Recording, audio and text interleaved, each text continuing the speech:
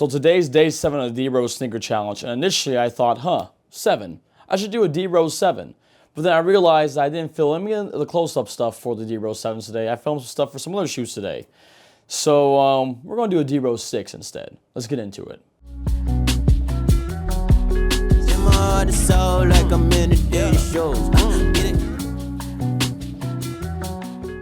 So, as usual, guys, I'm Adam, and I'm here to give you another review of a D-Rose shoe for the D-Rose Sneaker Challenge for this month of October.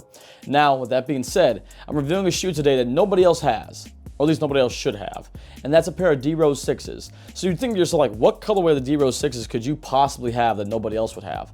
Well, it comes all in the form of something that Adidas used to offer called Mi Adidas. And so today I have a pair of D-Rose 6s that were customized and made through Mi Adidas.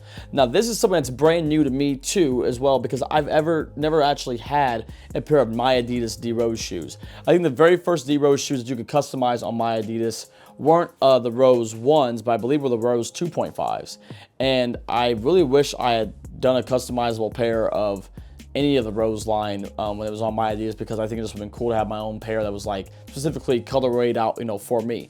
But they're a little bit more pricey, and I was younger, and I didn't really have the money to spend on a pair of Mi Adidas, even though I had all the, those other colorways, stuff like that. But it was cool to still have that as an option. And so recently on eBay, probably sometime earlier this year, I found someone who was selling these for a pretty affordable price.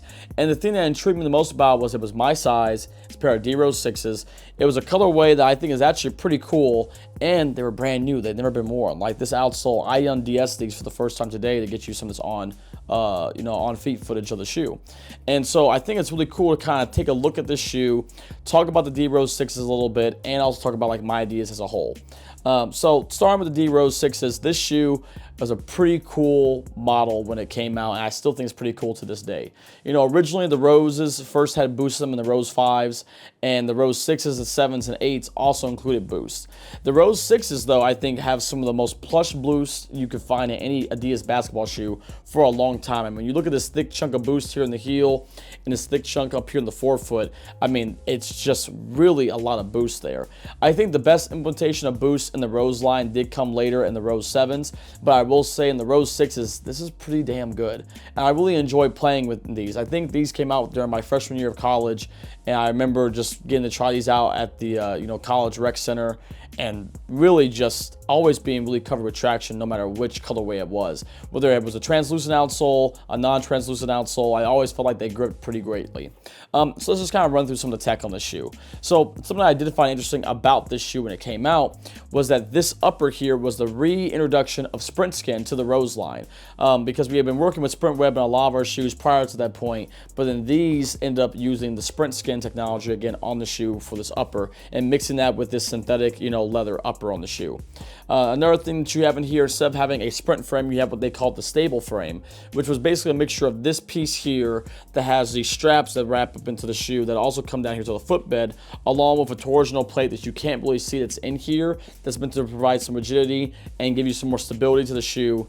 And all this with the stable frame connects to the base to kind of help give you a place for your foot to lock in back in the heel, because there is a heel cut back here, but it wasn't the same as like the sprint frames of the past. It was a little bit wider, which I know a lot of people who had white feet actually really rejoiced about and were happy for. Something in terms of storytelling pieces on the Rose shoe, this was the second D-Rose model that actually threw the D-Rose logo on the back heel. So you have the D-Rose logo back here. The tongue just has, and big branding, the Adidas logo.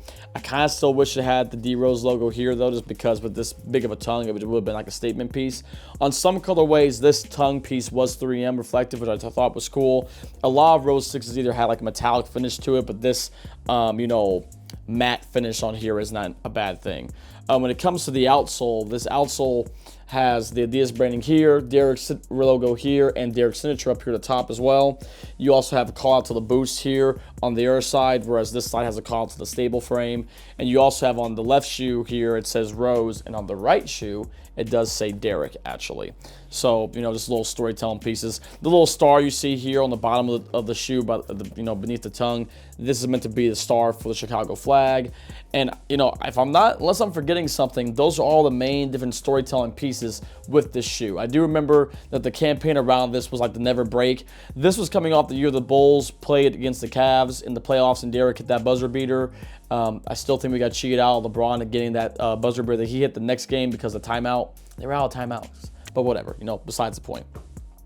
Something I found frustrating about the year that this shoe released was the Bulls didn't even make it to the playoffs. Derek, we still had Derek, Jimmy, Noah, and we had a new coach because they got rid of Thibodeau and brought in Fred Hoiberg, who is now the coach at Nebraska. And I did not enjoy him with the Bulls. I'll just leave it at that. But, you know, it is what it is. When it comes to this shoe, though, I do think that the person who designed this, I really kind of like the pattern they went with on here. The spider paint on here is pretty cool. This kind of makes me immediately think of like a Dalmatian, though. But then the pink with it too, I think makes this a pretty cool breast cancer shoe. And with October being Breast Cancer Awareness Month, I do think it's kind of a cool silhouette to kind of use and look at from that point of view. The laces were something that you could also customize with this model, so the laces they chose here I do like. Another little call out piece that I also do think they did well with was just the choosing of how they did the color blocking, because you only had so many things you could select to change, but I think they did a good job of making it really pop, because this pink pops strong here in the middle. The white here I think is cool with the splattered paint on here as well, and it overall looks like a pretty clean shoe.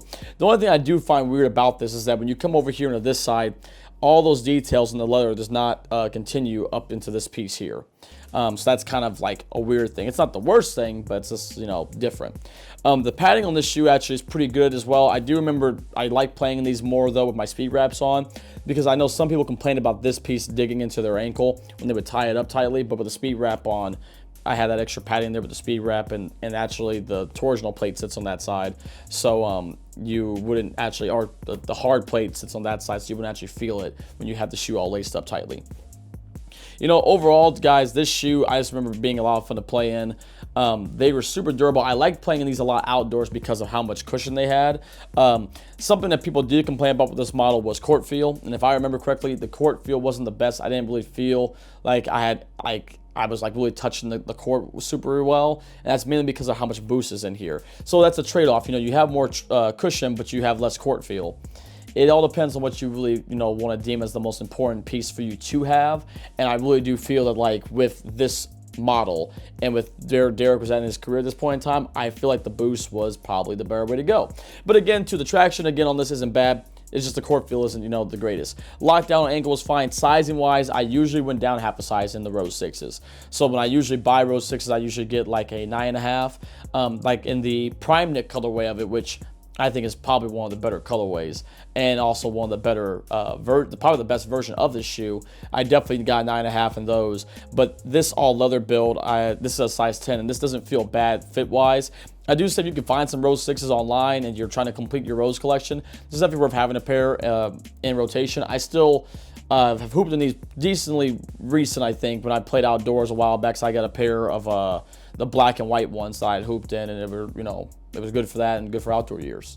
But, you know, when you guys look for, you know, different shoes on eBay, you kind of just got to look around. Like I kind of showed during the first day of the D-Bro Sneaker Challenge at the beginning of the month, I kind of spend some time just scrolling through eBay, seeing what I find, and looking at prices, and then also looking at if it is a owned shoe, how easy is it for me to clean it up, how, you know, beat up it is, how durable might, you know, the different pieces of the shoe be, like if it's with boost, if it's the boost, can we bottom out? Is it something I just want for a collector's piece? You know, can I actually wear it? So on and so forth, and depending on weighing all those variables. But yeah, again, please keep showing your guys' heat. I really enjoy seeing what you guys have and watching your posts for it. Just keep doing it, guys. Keep using the hashtag. Let's keep the conversation going. And let me know what you think of these My Adidas D-Rose 6s, man. I mean, this colorway is super cool. Something else you could have done on here too is you could put like a name call out somewhere on there, because that was something that was allowed to be done on these shoes as well, but like there's nothing on here too, so it just kind of allows it to kind of be still it can kind of just feel like it's a regular colorway that came out that I happen to get my hands on. But yeah, I want to thank you guys for watching this review. Let me know what you think down in the comments below. Would you buy a pair of My Adidas D-Roses that you still as an option today? How would you customize them? What do you think would be like your favorite colorway to put with the shoe? Let me know down there, and I'll see you guys tomorrow for day 8. Yeah, so until then, guys, peace. I'll see you around later. Bye.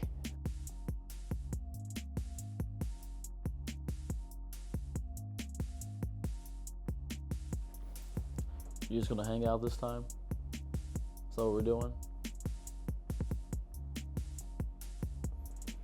Okay. Day 7.